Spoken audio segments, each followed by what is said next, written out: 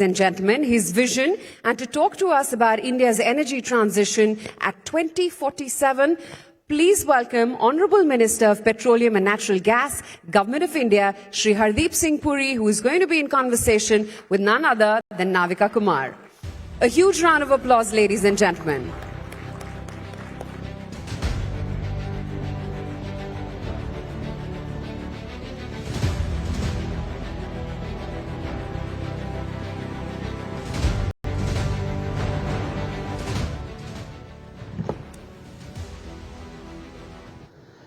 Thank you very much for joining us, Mr. Hardeep Singh Puri, on this platform of the 10th edition of the India Economic Conclave. And it's always been a pleasure to have you.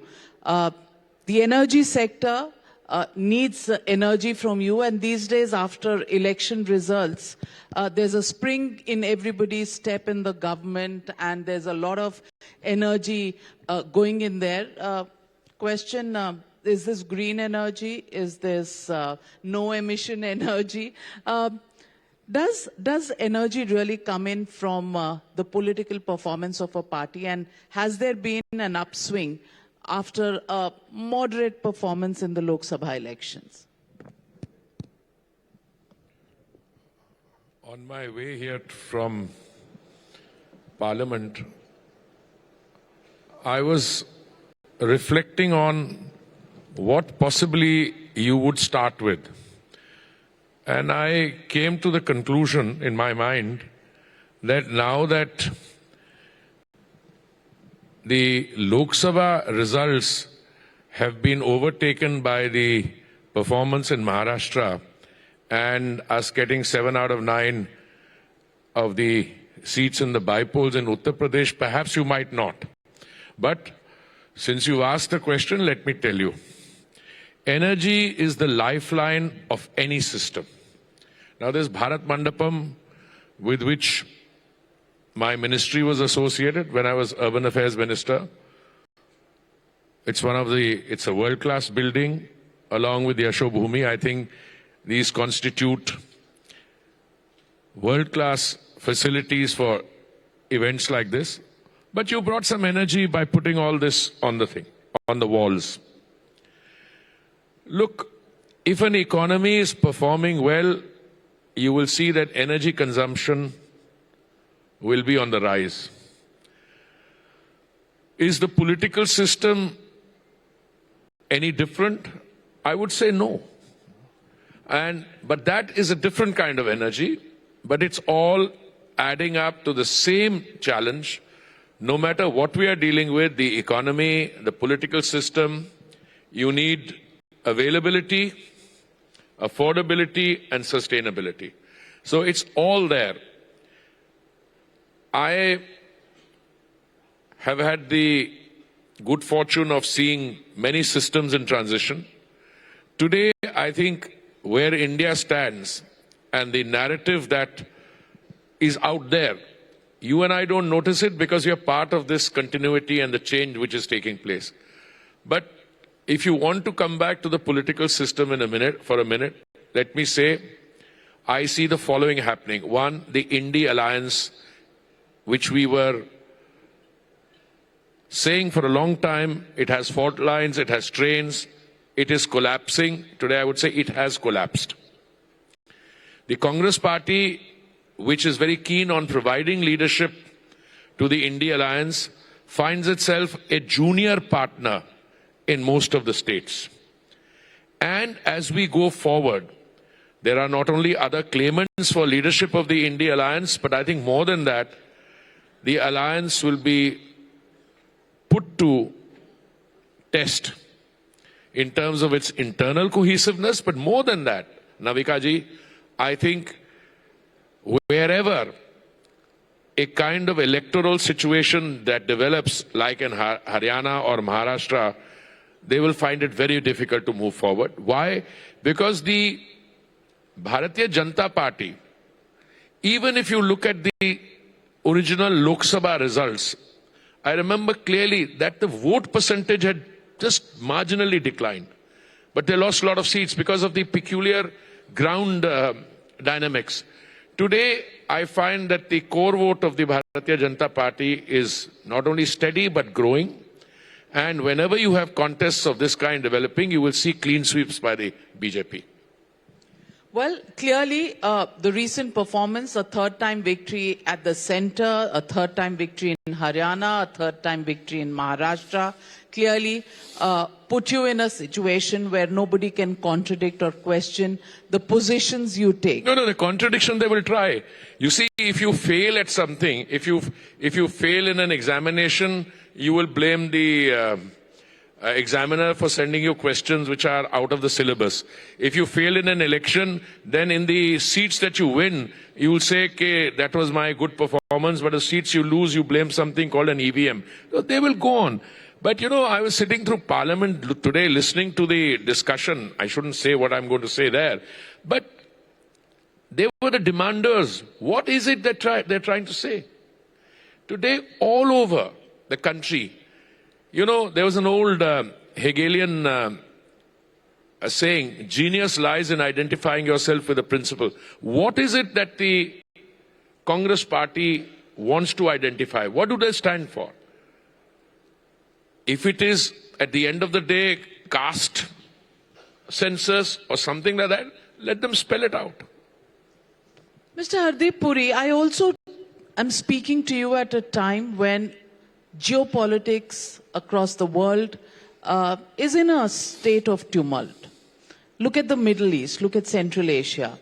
After, Ukraine, Russia, and we spoke at that time how India navigated through those waters. Now we have Syria going that road again. How is this going to impact our dependence that exists on fossil fuels and our strategy on how to handle this? First, in terms of our dependence on fossil fuel, I'm very happy with the words you use, dependence on. We are today 85% dependent on crude oil imports and roughly about 50% dependent on natural gas for imports. We also import LPG, but that's separate. The good news is that there is no shortage of energy in the world. That in spite of all the turbulence, etc., more and more energy is coming onto the market. There is a lot of energy, Navikaji, which is coming from the Western Hemisphere. I mean, Brazil, Guyana, Canada, United States. United States produces 13 million barrels a day, and even before the celebration of democracy there, I had anticipated they'll put another 1 million barrels a day there, and it's coming. Suriname. Middle East, many of the OPEC Plus are cutting back on production, they say temporarily. But in spite of all those actions, there's more than enough crude oil available in the world. For a consumer like India, which today I think we're 5.4 million barrels a day, which will go on by 2030 to 6 and then 7 million barrels a day is what we will be consuming. There's enough oil. And the good news is our domestic E&P is for the first time, after a long time, beginning to grow up. So I don't anticipate issues of availability. That's the first part of the trilemma. When it comes to affordability, yes, if there is really an outbreak of hostilities, like if some major trade routes and shipping routes get blocked, then the seaborne commerce would have to come by a more circuitous route. Freight rates would go up, insurance rates would go up. I don't see that happening. I think everyone involved has a stake in peace, and I think it's in everybody's interest to ensure that whatever leveraging you can do, you do it. I'm not in the business of making forecasts, but if you were in that business, there are a lot of people saying that the conflict in Ukraine and Russia, give it another 2-3 months, and you'll find solutions. Even in the Middle East, I see welcome signs of people willing to talk, etc. But as I said, we will be able to navigate. The government of the Prime Minister, led by Prime Minister Modi, has demonstrated its ability to navigate through crisis, not once but on several occasions. And I'm more than confident we can do so going forward. But I think the situation will get better, not worse. Let me also ask you, green energy solutions. How much progress have we made in that direction? And are we looking at any substantial reduction in our dependence on fossil fuels at this stage, given the fact that every other day we see some electric vehicles coming in, some technology changing in various parts? Is there a time frame to when this will impact significantly our dependence? No, that's a absolutely brilliant question. But I think in order to ease our understanding, we'd have to put a timeline on it. The transition is not a switch which you can put on and off. You have to establish fairly expensive infrastructure also to make the transition. Going forward, let's say by the time we are a 100-year-old country, as an independent country, we're a 7,000-year-old civilization, but I see our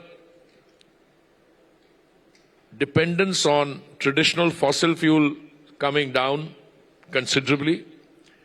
It would be around 30% or so. On wind, solar, green will go up. And you will have a mix. Now, what I'm saying might startle you in the sense that for the next 20 years, we will need fossil fuels. But that's not my position. A few years ago, all the do-gooders got the best of the argument and said, switch off fossil fuels totally. It can't be done. So today, what we make sure is that you are increasing. So I think the test lies in what we are achieving on the green front. And there, my submission to you is ethanol. We have gone from 1.4% blending in 2014. We wanted a target of 10% by 2022 November. We did it 5 months in advance. We have a target of 20% by 2030. We're going to do it by next year, by 2025. We brought that forward. Compressed biogas, we are moving forward.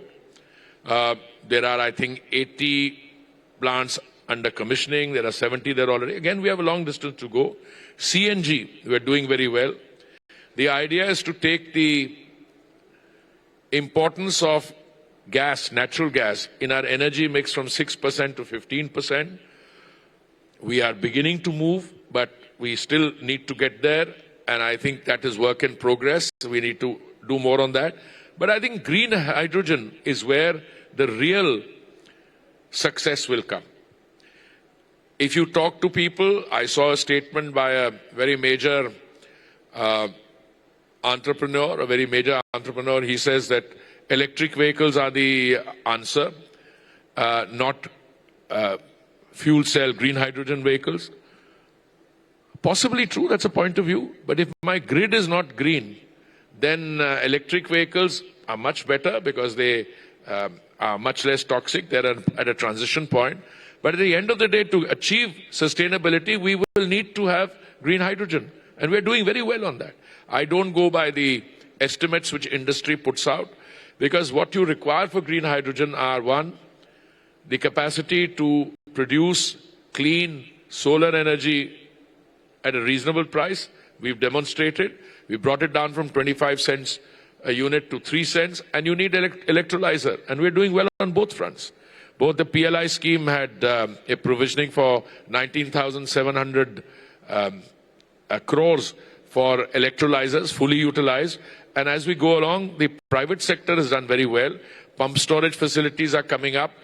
I see in the next 2 or 3 years, India being right up front on the global stage on green hydrogen. And that will what is going to make a mistake. Let me conclude this by saying we spend something like $150 billion a year on the import of energy.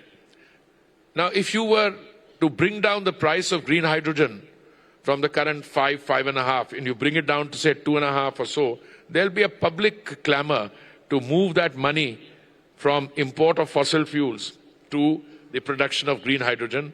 And because what does a hydrogen bus produce? Water vapor on the air, as against the toxicity which comes from the, other emissions. vehicles. Yeah. Let me also ask you, exploration.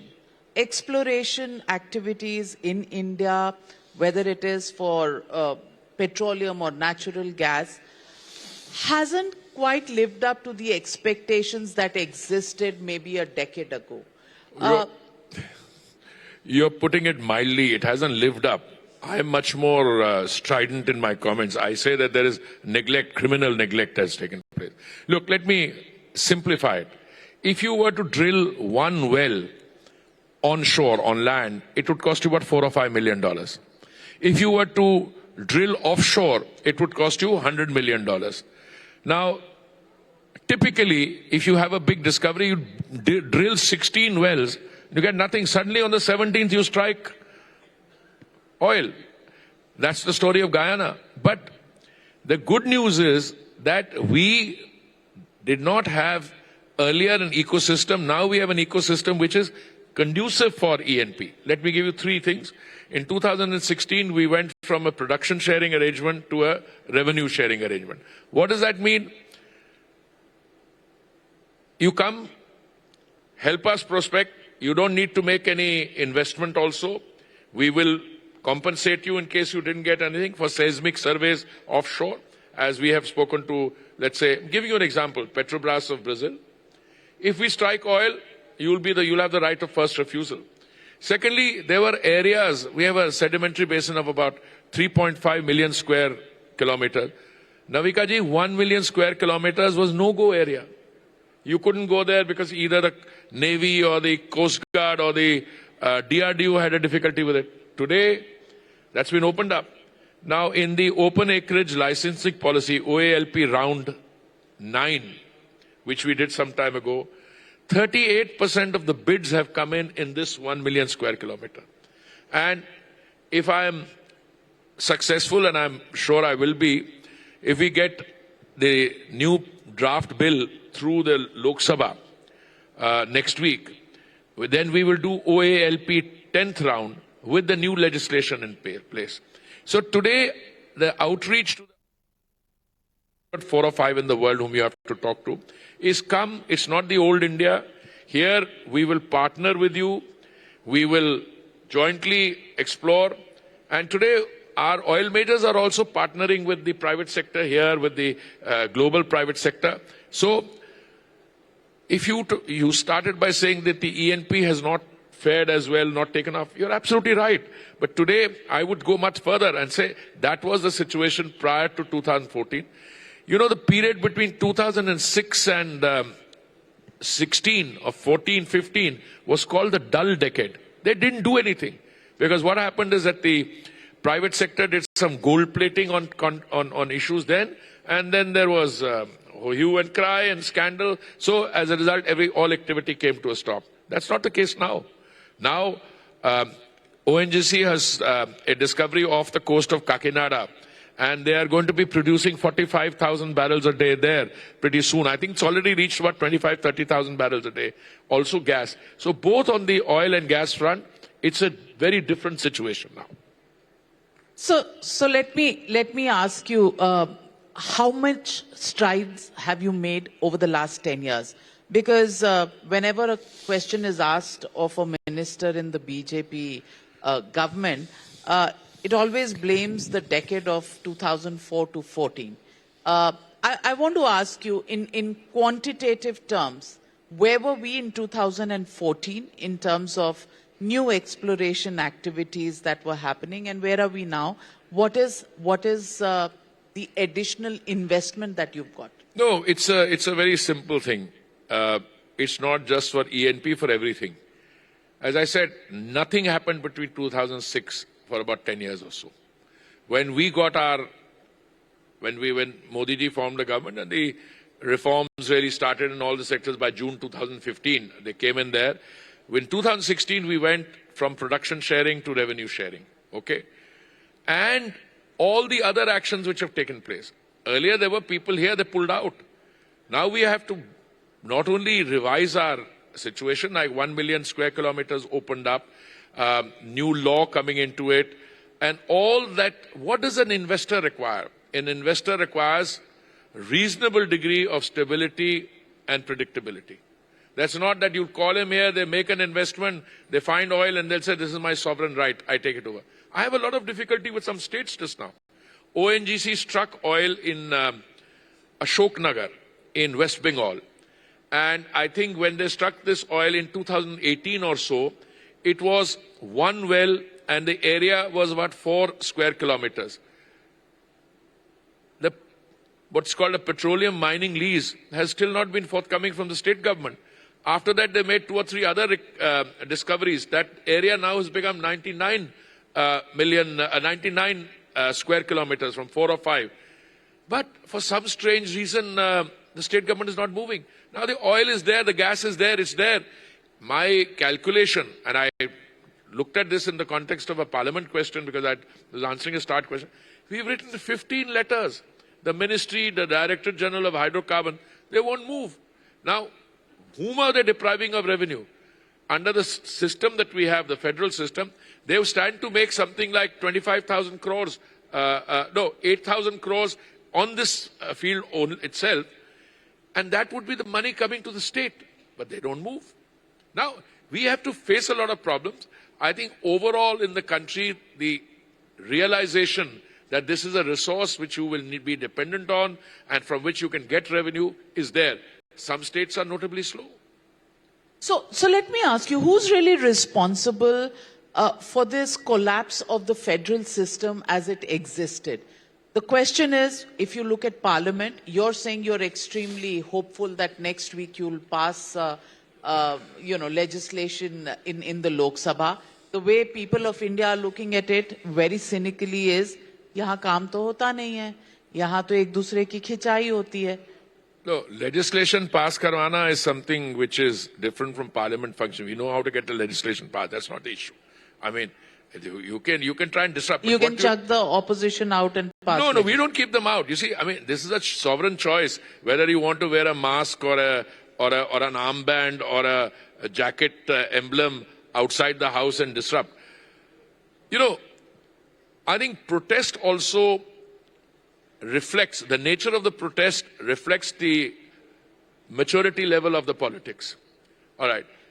You have a problem with something that the government has done. I think the right thing to do is come inside the house and debate it.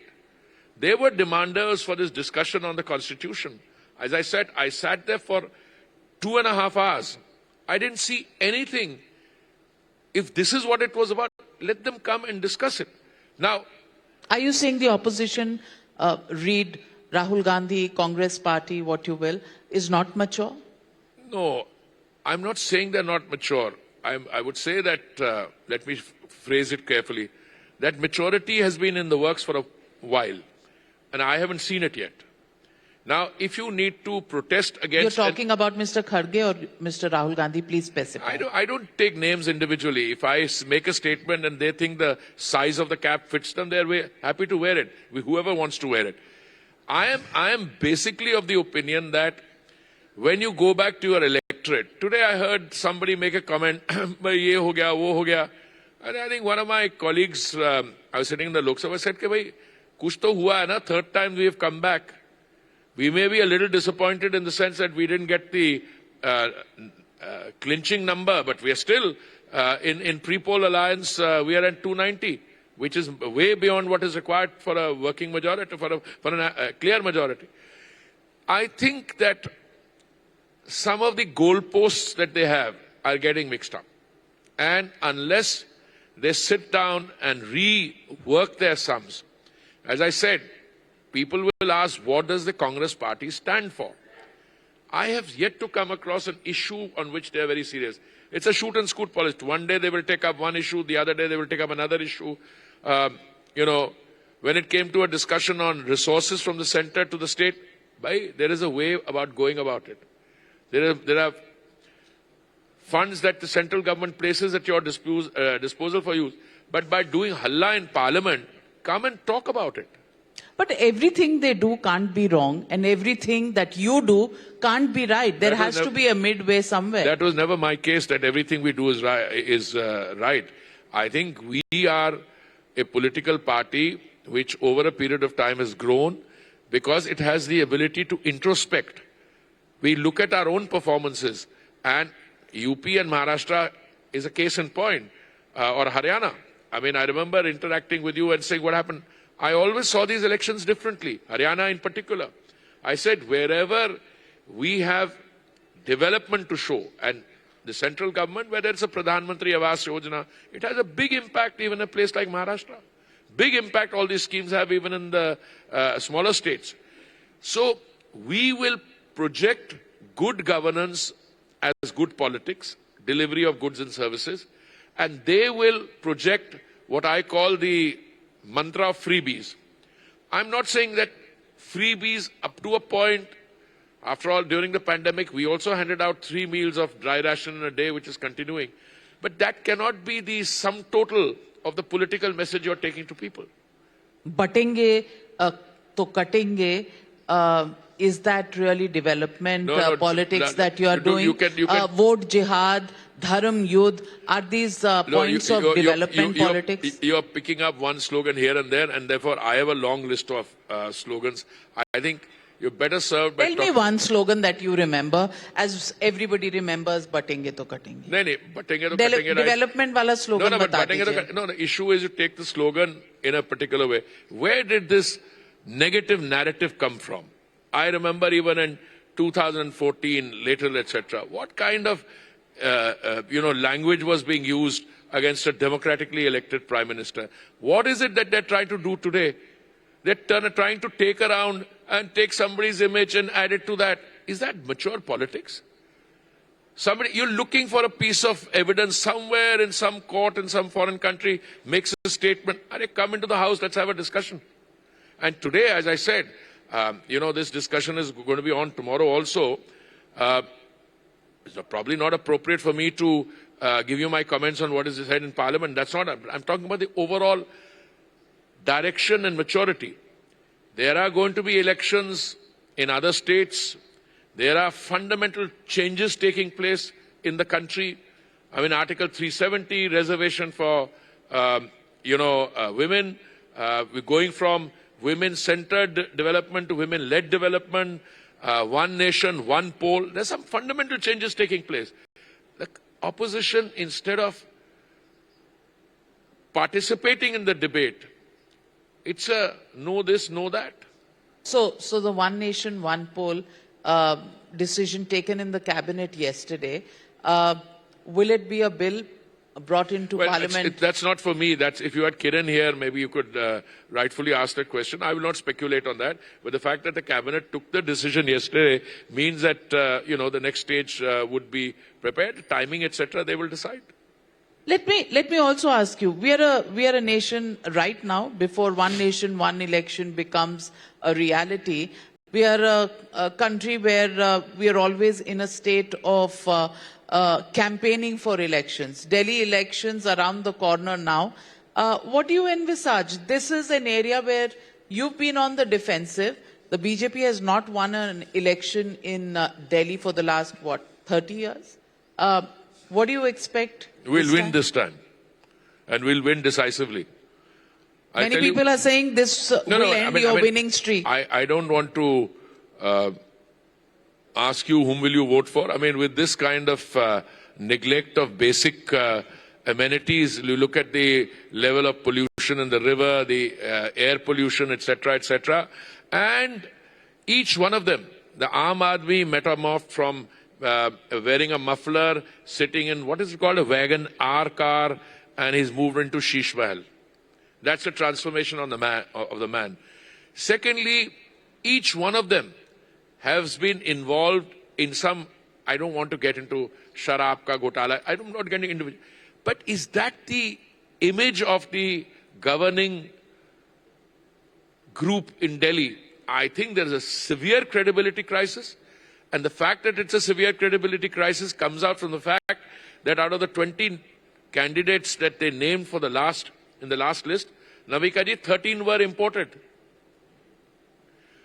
So आप भी imports तो बहुत करते हो, fossil fuels के भी, candidates के भी. नहीं, देखिए डेमोक्रेसी में आप पटपरगंज में रहना चाहेंगे या जीके में रहना चाहेंगे, you can move your residence to wherever you want, and why should you be? पर दूसरों के imports पे फिर आपको कहना भी नहीं चाहिए, क्योंकि आप भी बहुत import करते हो. मेरे को कोई आपत्ति नहीं है, they must import, खास करके अपने candidates नहीं हो, but it just shows that they are trying to beat the anti-incumbency by changing the face of the candidate. It's a limited point I'm making. Limited. It's not our situation. Our situation is we've grown. Kailash Gehlot आपने भी तो import किया है. नहीं हमने भाई we are the largest political party in India. हमारे यहाँ आप आना चाहेंगे, आप कहेंगे कि मेरा my commitment to the development process, I think I can fulfil that only by being part of the BJP. कुछ आते हैं, कुछ चले भी जाते हैं. भाई ये राजनीति में चलेगा. This is part of good democratic politics. पर आप इतनी अच्छी पॉलिटिक्स करते हैं तो नए लोगों को सामने लाना चाहिए. आपकी पार्टी, बहुत से इनसाइडर्स कहते हैं कि आधी इस पार्टी की है, आधी उस पार्टी की है. ये party with the difference different party से बनी है. देखिए कौन क्या कहता है एटसेट्रा, ये एनेक्डोटल, इससे we will not be able to get very far. मैं आपको दो चीजें कहना चाहता हूं विच आई से with degree of conviction. One is this is the only party in the country where Parivarvad is not a criteria. Number one. I was sitting in Parliament today looking across the political spectrum, and I believe me, that is Parivarvad. Okay. I'm not saying you have three members of a family, each can be in the Parliament because they are brilliant in their own right. I have no issue with that. You have another member, एक चाचा का बेटा है, खुद हो, अपनी पत्नी जी हैं, I don't mind all that. But where is it ultimately? Have you ever come across a BJP unit where whose son you are or etc. You take our top leadership. Take the top leadership. With one exception, the person's father happened to be in the party. All the others are completely on merit, who made their way up. They were part of the Parivar. They had beliefs in a particular ideology. This is a fundamental. This is one. The second, it is still a party. I know a lot of people say, nahi, aapne ye theek nahi kiya. I would be the last to contest that. But it's based on a value system. Whereas it is completely devoid of value system in most other cases. Again, I don't want to get into individual cases. So to be a member of the BJP or the BJP larger family, there is a certain premium on that. Yes, we may have made a mistake taking some people in because of exigencies of circumstances. And they Ajit Pawar? No, I'm not. He's done very well in the elections, etc. I'm not getting into individuals at all. I would say that sometimes your perception of who is good or bad, maybe किसी को आप अगर हमारे party के साथ, परिवार के साथ 30 साल से जुड़े हुए हैं, आप समझते हैं कि मेरा हक है इस समय to get a ticket. Somebody else comes in for a variety of reasons, but it's done very clinically. So I think you are seeing the beginnings of when you are in office for 10 years and you're looking at the next 5 years with confidence, whereas on the other side, the fault lines means that those parties are actually, that alliance is collapsing. That's the difference. But why would you bring into Parliament the issue of calling Rahul Gandhi a traitor, connections with Soros? You're the party in government. No. If you have any material on them, you can proceed on legal basis against them. No. I think that's a separate process. When you're in the business of hurling invectives at each other, both sides it come. If you see so it's just hurling invectives. What do you say that? I mean, I'm not going to get into a discussion whether a certain amount of resource, a large amount, has brought it on itself to encourage democracy in the rest of the world. I was in the UN, I've got a book on this, where at one stage during the Obama administration, and they said that the Arab street is yearning for democracy. And you brought in, what happened in Libya, country collapsed. What happened in Syria, country collapsed. Matter went to the Security Council. You got an authorization from the Security Council for use of all means necessary, use of force in Libya. Syria, when Security Council got divided. But there are a lot of people in the world who want to bring in democracy. आप ये देखिए एक तरफ compendium drop करिए, कौन contributor है, उसका recipient कौन है. अगर आपके पार्टी के साथ, आपके परिवार के साथ जो फाउंडेशंस है, they are receiving resources from these people, you should yourself introspect. बाकी लोग तो यही कहेंगे और क्या कहेंगे. क्या इसके वो हो उसके वो हो, वो क्या, वो तो कहेंगे. अगर आप किसी को कुछ कहोगे तो they will retort by saying. So it's rhetoric at the end of the I day. didn't say it's rhetoric. This is what happens if you hurl something at someone and you know वो क्या कहते हैं, people living in glass houses should not Throw stones throw at us. stone. ये अपना stone अपने glass house में लग गया इनको. So, do you see an end to the confrontation in Parliament? Because policy debates, I think, have become a thing of the past. Maybe अब dream sequence Bollywood style में आया करेंगे क्योंकि प्रेजेंट में तो दिखते नहीं है. There is, don't you find, a dearth of quality debate on issues of, for example, the theme of this conclave, India fast track to the top 3. Is there a debate on this? Is there a consensus? Is there room for a consensus? Is there a conversation? Is there any communication? Or do you want to walk this road alone? No, your way or the highway? No, it's the very thing. You can have a theme in the India economic conclave on how we've become the 5th largest economy. We're going to be the 3rd largest economy very soon. You can have that. But that is what is creating a sense of unease in our friends. Because this is the real India. This is an India with all the global turbulence. You are still growing at 6.5%. All right. If one quarter the results are slightly less, they start rejoicing. Arey, kam ho gaya. Arey, bhai, kam hua. Agli bari, agle quarter mein badhega bhi. So this is those people. I am very happy to have this. When you see the debate taking place in Parliament, this is what the Treasury benches will actually talk about. They are the ones who are feeling uncomfortable with it. So I don't think there's any agreement. I'm glad you timed this India Economic Conclave at a time when they are wanting to have the discussion on the Constitution. Because I think the Constitution is something sacred. The Constitution is not only, remember this Constitution was drafted by visionaries after 190 years of colonial domination. And they produced the blueprint for India's economic, political and social growth. And the guys who are talking about the Constitution are the only ones who in June 1975 tried to kill democracy by imposing the emergency and curtailing civil liberty. So इनकी बातों को सुन के थोड़ा मन बहला लेना चाहिए. But I think India is moving ahead, and moving ahead from what, a $4 trillion economy to a $8 trillion and $10 trillion economy. That's the real India. These guys are misfits there. Well, the opposition is a misfit in India. It is a traitor in India. Well, those are strong words. But Mr. Hardeep Puri, let me also ask you, again another election. Are we going to see prices of petroleum products stable for a bit, और उसके बाद जोर का धक्का धीरे से लगेगा? I have answered this question many times, but we're always, whenever we speak, there is an election around the corner. Your emotional attachment, I keep telling you, prices of petrol and diesel at the bunk. India is the only country where over the last 3 years they've come down. Number one. Number two, the price level has nothing to do with an election in India. The price of petrol at the bunk is determined by the international price of a barrel of crude, the cost of insurance, freight, the exchange rate, the refining cost margin, dealers commission.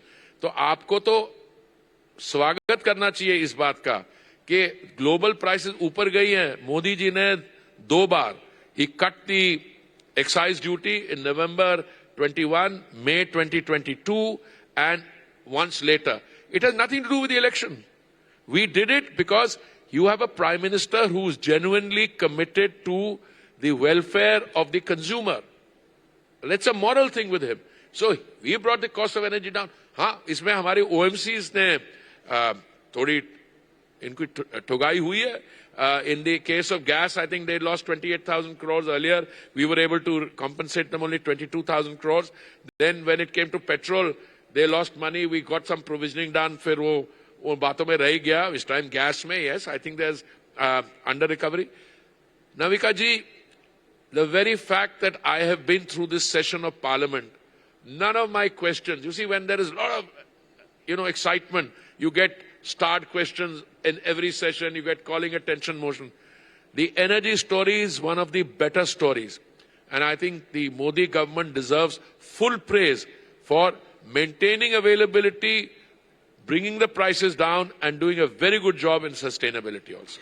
The other charge that is made against you is that the Ujjwala scheme, which started with a lot of fanfare, somewhere lost steam in the middle.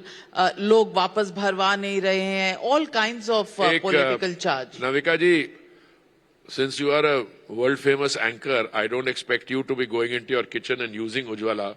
But I can tell you an average household, plus where you live, there must be piped gas. Yes, there is. Yeah, but you must be having Ujjwala. Our average per family, first let me give you the number of connections. In 2014, total number of gas connections in the country was 14 crore. Today it is 33 crores. Ujjwala started in 2016.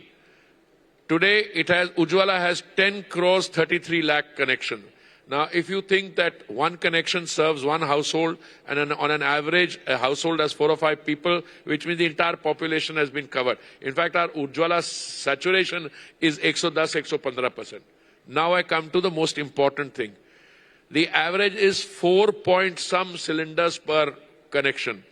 उससे ज्यादा तो use नहीं होते. हम उज्ज्वला में एक family को 12 cylinder तक देते हैं, पर 4 इज द एवरेज. उसमें कुछ लोग हैं जिन्होंने सिलेंडर नहीं लिया या एक लिया. उसके कई कारण है. You take a cylinder in Dhanbad, next day you move and migrate to Asansol or you go to Mumbai and you may not. But there also we have closed about 4 crores. So the Ujjwala picture in terms of number of connections and in terms of average cylinders is a very good story. I've answered this in Parliament a few days ago. Starts question number 5. I'll send you the answer. Well, Hardeep Puri, what would you like to say to Mamata Banerjee today on this forum? Clearances for exploration. Would you make a request to her? Have you done so? Madam, मैं तो उससे बहुत आगे निकल गया हूँ. Clearances for exploration छोड़ दो. वो 8,000 करोड़ की रिसोर्स आपके पास बैठा है, उसको निकाल के वो 8,000 करोड़ आप वेस्ट बंगाल की डेवलपमेंट पे यूज कीजिए. मैं तो वो कह रहा हूँ. But I think she is trying to work out in our mind कि वो राहुल गांधी जी से लीडरशिप इंडिया अलायंस की लेनी है या नहीं लेनी. I think that must be holding it back. And what would be your message to Priyanka Gandhi Vadra, who's debuted in Lok Sabha today with her maiden speech? No, I always congratulate newly elected members, and especially when they made, and this was a debut in a discourse on the Constitution. So, I mean, she has a long way ahead. Whether there will be realignment in terms of leadership within the Congress party, I don't know, and frankly, that's not for me to comment on. But I wish her the best. And any message to Mr. Rahul Gandhi? I think that leadership potential has been a while in developing, and I think maybe the time has come for that leadership potential to be developed fully. Well, on that note, we hope the message is taken. And Mr. Hardeep Singh Puri, always a pleasure speaking with you. You take it on the chin, answer all the googlies that come your way. You're always a great sport, and that's what Punjabis are all about, I guess. Thank you very much. Thank you for joining me here at the India Economic Conclave. Navika, before you leave, a token of appreciation for Sir, please. Right behind you.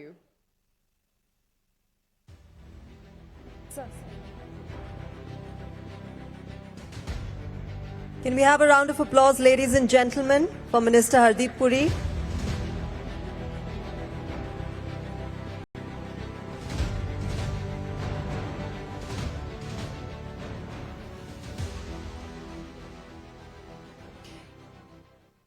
Well, ladies and gentlemen,